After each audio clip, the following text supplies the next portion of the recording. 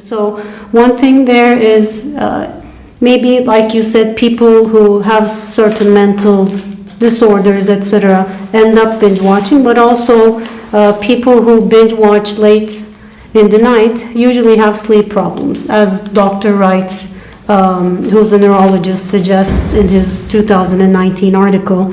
When you don't get enough sleep, then the next morning or the next day, your mental health is affected. You're not as, let's say, energetic or positive. And depending on the show you watch, they say that it's a problem if you, as you mentioned before, if you don't stop at that right time and end up watching in, I don't know, like 2 a.m. in the morning. At the end of the week, you can't really make up for the lost sleep.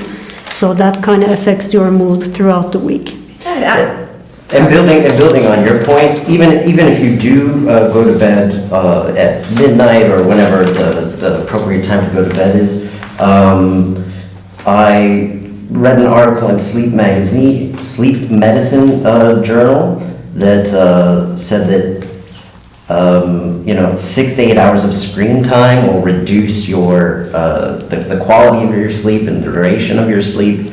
And I think if you're binge watching something for 4 hours and looking at your phone for 2 hours a day, then you're really going to diminish your sleep quality and time.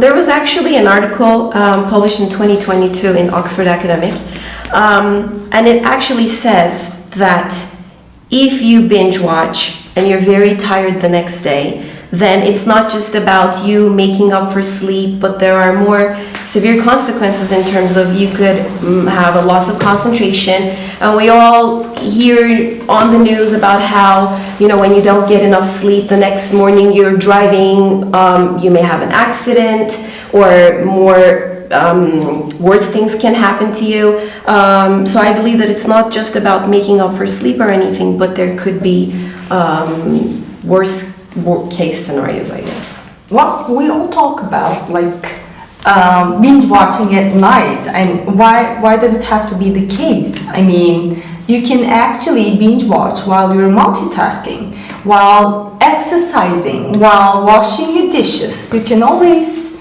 binge watch, right?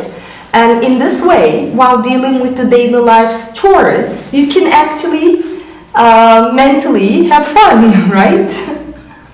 Is that from personal experience, or is there any proof for that? Well, actually both. I personally exercise. I don't really like exercising, right? But I feel like I have to do it, and I just try to make it less annoying by binge watching.